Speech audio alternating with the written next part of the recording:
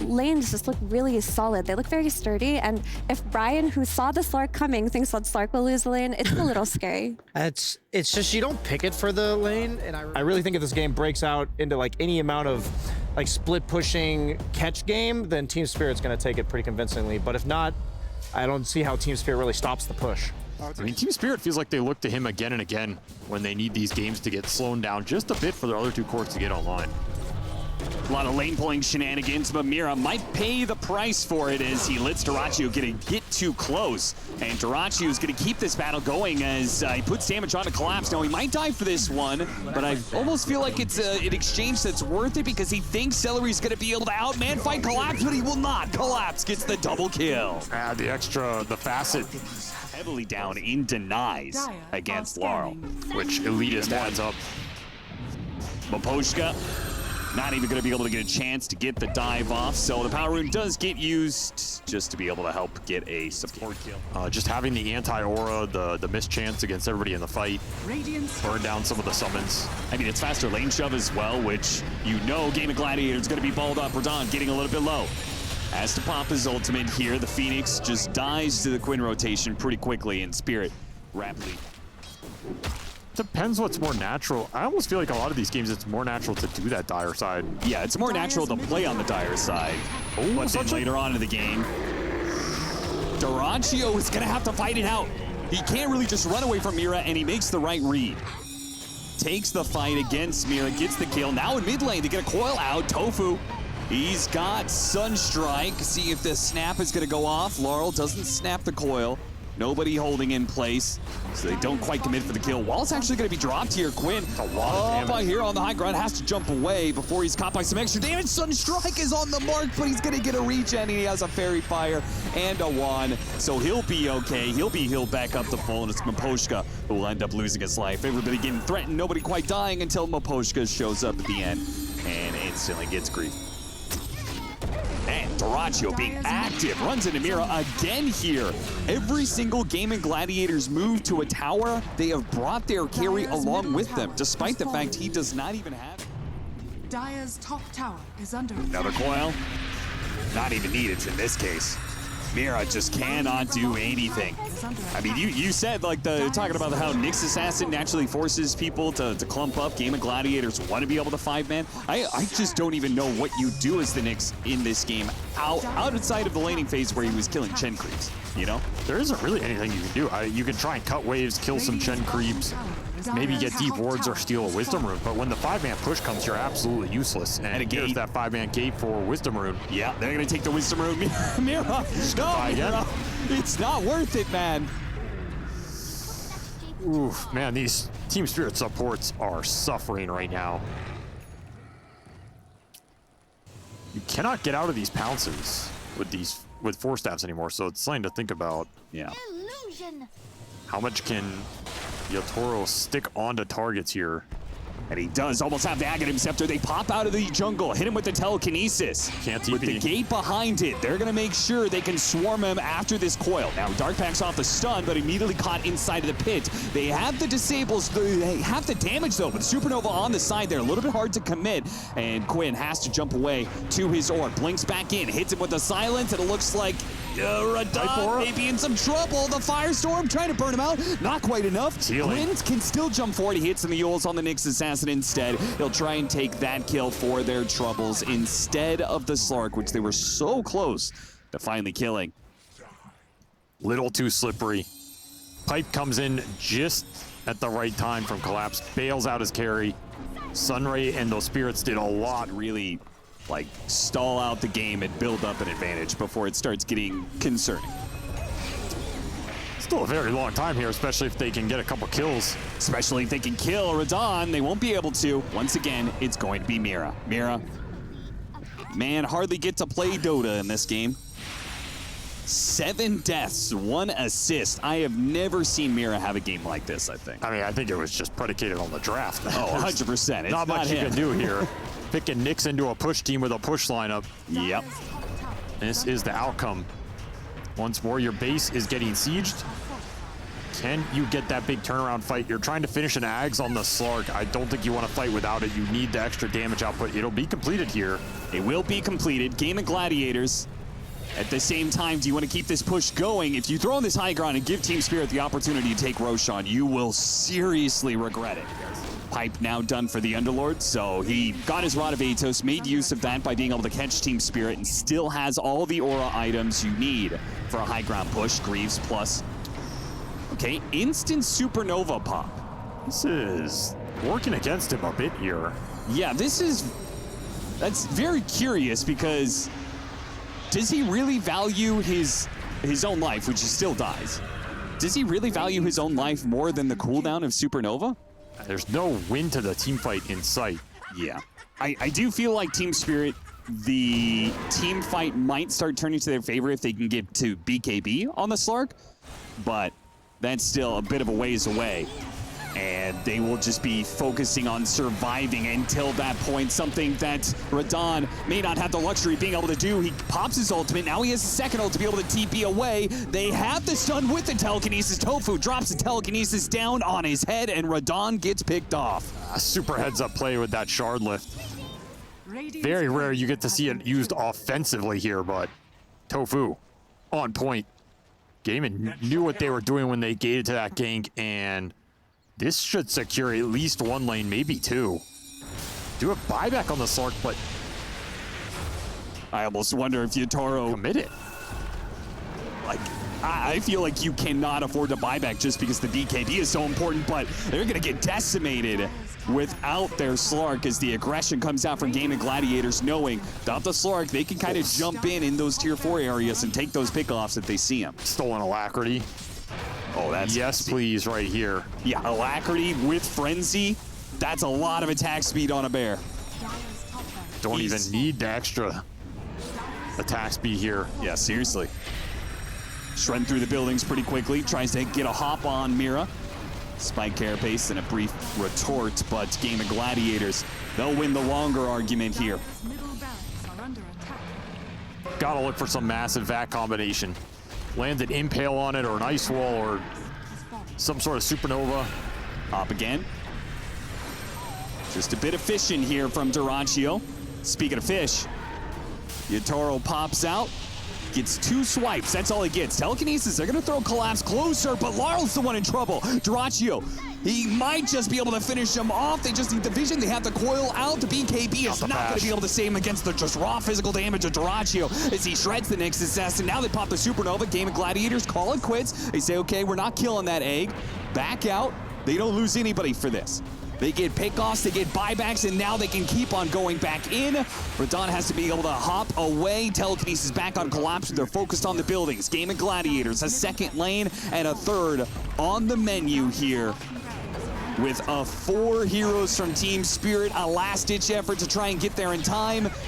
Yatoro goes in, a beautiful vacuum impale combination that hits all 5, but do they have the damage? The heals come out. They're going for the Chen right now. Radahn is doing everything he can. Telekinesis tops away. Radahn cannot keep his little claws on any of GAIMIN Gladiators. They all slip through the fingers. Now a buyback on the Invoker is going to result in nothing as they continue to get shredded by Duraccio time and time again. More buybacks from Team Spirit, but the damage is done and Megas have been taken. I mean, if you're not winning the fight off of a 5-man vac impale, you're not winning anything this game. And Ace just goes in. He pops the gate at minimum distance just to get out some of these Necrobook minions.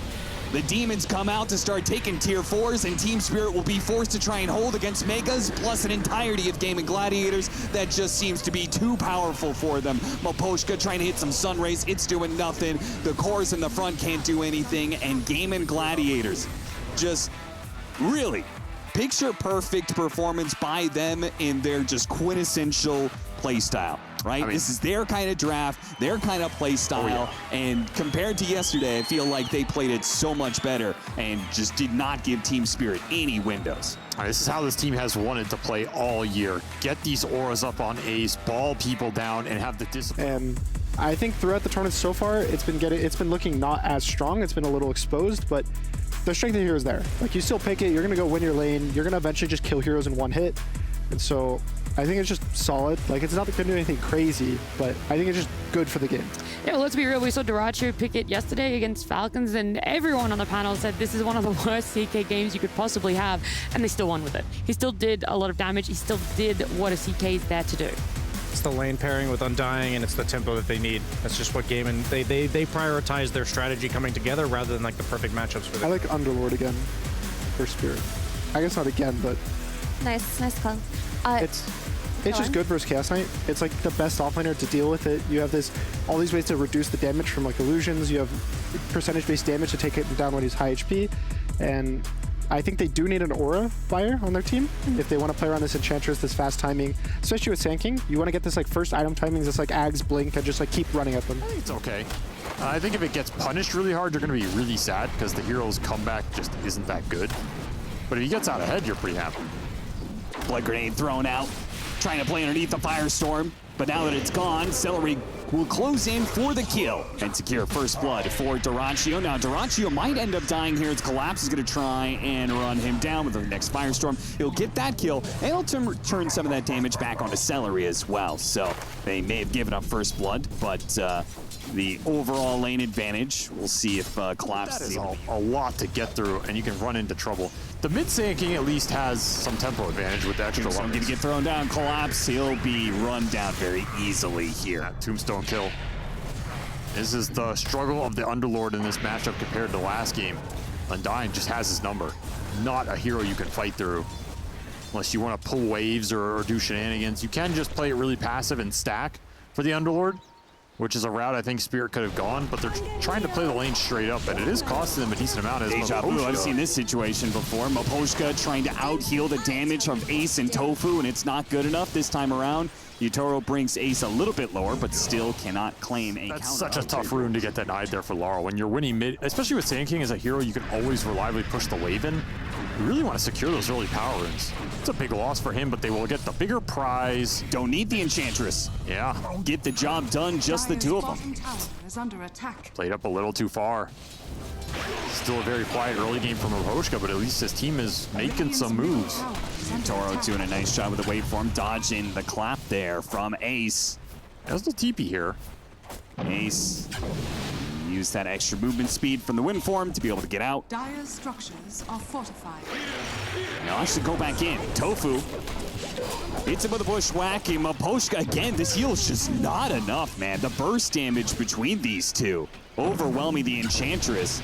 I do wonder if, in some ways, if he had the other facet, if he would survive. If it would have just given him just enough heal. And he took Spellbound. He took, like, the offensive one that allows you to be able to enchant and get extra range off of that enchant. This is the downside that a lot of people often don't talk about not shoving your offlane in, is you're not pressuring this tower, you're not forcing a support to be up here. The second you push in, you can do things like this. And now all of a sudden, GAIMIN have to react to you. They can't just 5-man gank your carry. Well, they're going to gank that carry anyway. Ignore the Undying. Go for another kill into Yutaro. They won't be able to get it, though. I think Team Spirit need to start hitting this top tower. You cannot let GAIMIN get this much out of the map right now. When you're supposed to have a pretty fast early support duo, there's a back-to-back kill on Celery. Well, he's going to have to walk out to lane now. And here's the tower siege, I think. Could happen a bit sooner, but they will get there eventually with the Enchantress, and this is going to force GAIMIN to react, which is what you want right now. Free up space for the Morphling and the Similar problem, because Team Spirit's lineup, it may not be as fast as GAIMIN Gladiators and what they did in Game 1, but it is a lineup that wants to group up a decent amount, right? Yeah, you still have a lot of team fight here between the Undying and the Brewmaster. You'd like to be using these Brutalties off cooldown, especially if someone's going to sit down here. Every time Yutaro shows his face bottom, GAIMIN are going to run at him because there's no way you want to let Morphling sit in this lane solo. And the numbers are coming again. He knows Yutaro's going to wait for him somewhere. He's trying to catch him from behind, but Yutaro actually pushes forward, goes away for him through Quinn. Tornado goes out, but it's not good enough. Underneath the Sandstorm, they can't take that. Duracho now has to come in with his illusions finally to go for a support kill, but he can't even get that much. Now he's pushed in too deep. The Brewmaster ultimate is not enough to save them against the 5-mana Team Spirit. He'll be able to get a kill on a support here and take the tower, but now Ace got to run for his life, and Laurel is so damn strong. Again, the Sandstorm is just not something you want to fight into, and the Stinger does too much damage, slowing him down and getting the kill. Huge team fight for Laurel. The exact setup he wants, right? GAIMIN dive in a tower, you come in with Sand King, all of a sudden your spells just go to work, almost 3,000 damage done compared to Ace on 1,700. It's extremely tanky. You don't have an insane amount of early burst damage on the side of GAIMIN. You're kind of relying on these long fights with the Brulines and the Tombstone. Telekinesis into Burrow Strike with the MP burnout. Tofu's dead. Man, that damage. Cannot underestimate it. I like that Yule's pickup too. Just get a quick dispel up, get rid of the Vessel threat on one of these heroes. Can maybe even dodge some of the Hoodwink damage. There's limited chain stun capability on the side of GAIMIN. This is going to be a nice Yule's for the long run. Baiting out Poshka. They have a ward for it too, and they instantly jump to Rachio as he pushes forward to try and kill the Enchantress. It's a trap, and he fell right into it. Almost still gets the kill on the Enchantress, but ultimately does get saved by a bushwhack as Yatoro puts good use. Haven't seen him play Hoodwink before, but it looks pretty good right now. Maybe straight into Roche here. Pretty early in the game, but you're all up here. You have some extra skeleton damage from the rally, yeah.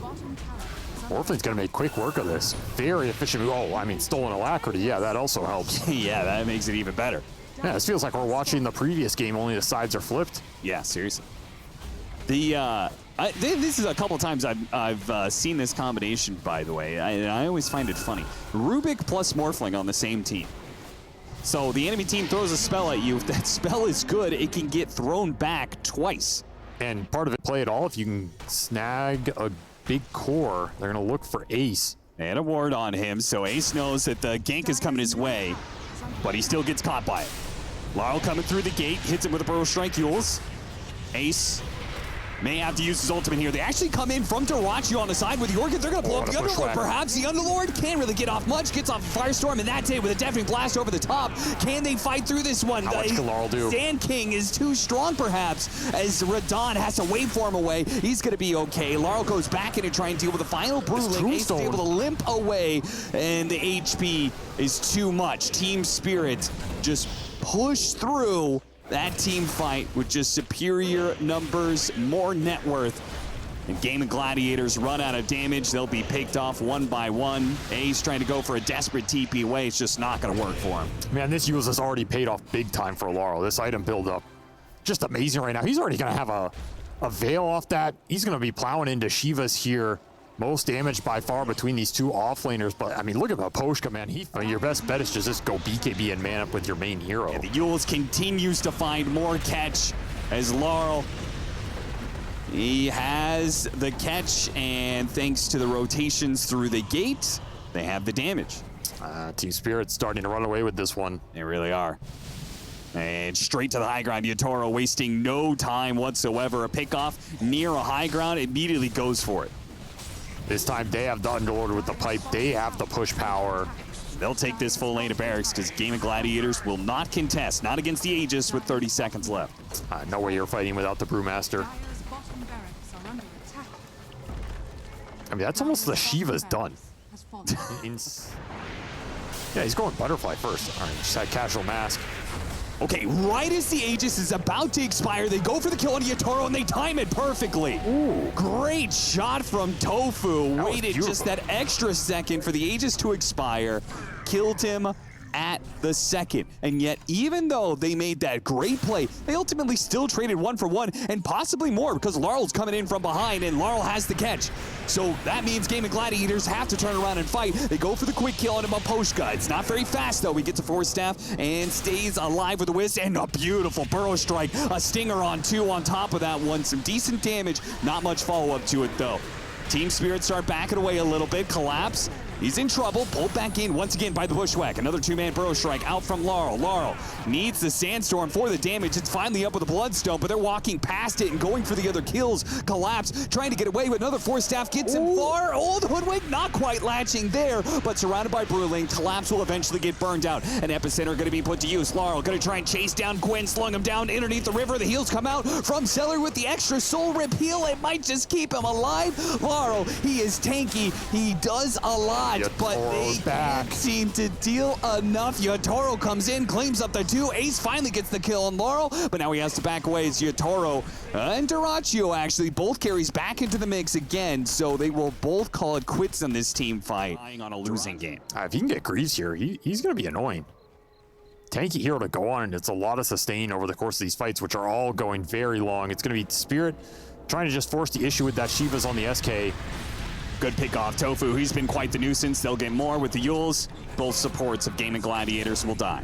And that was another big factor in that previous fight, is you got a lot of the mana burned out of Miposhka at the start. Yeah, you saved the Enchantress, but that EMP did its job. He's a lot of their damage if the Morphling isn't hitting people, so they removed that threat as well, which is something they had working for him. That's true. That's their 2 single target components, right?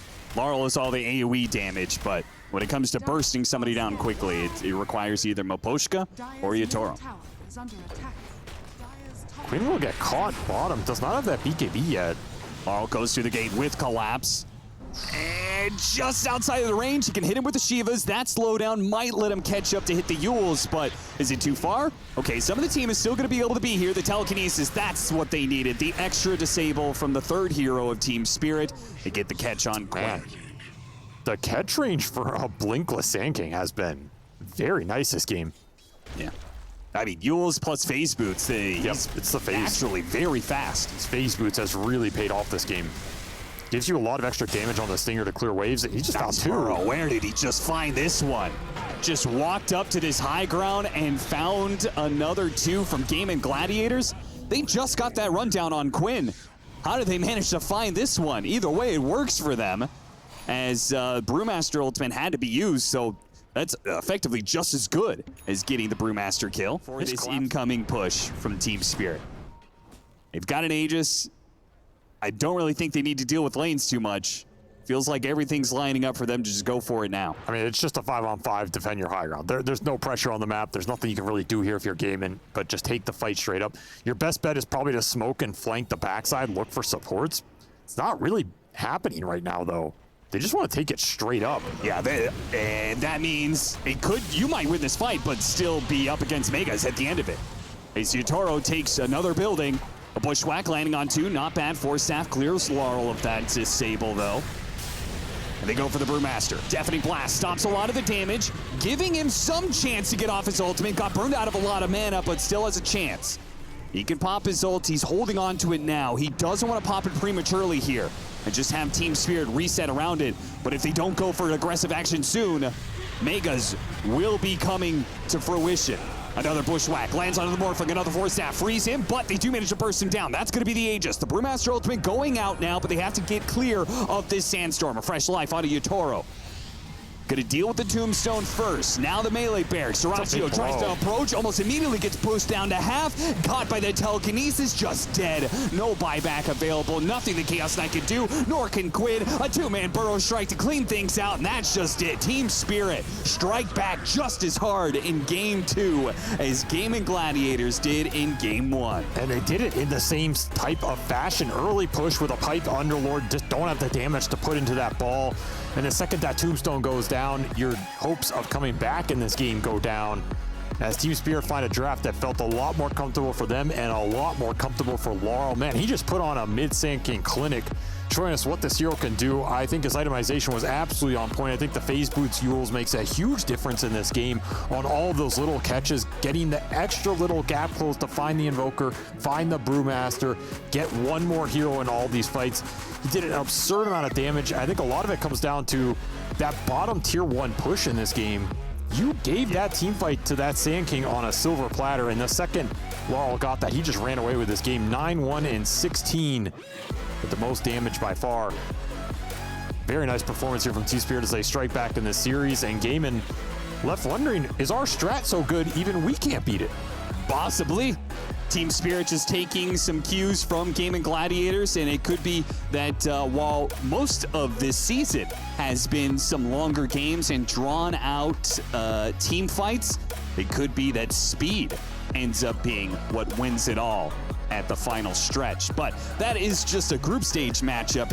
Would love to be able to see a Game 3 between these two teams just because they look to be the top dogs of right now. But Team Spirit do manage to even out the the 2-game series with a win here at the end. And something to think about for the future, and what kind of strategies are going to be most dominant here at the Esports World Cup. We're going to have Mira up on stage with Tsunami, so we'll hand it over to them.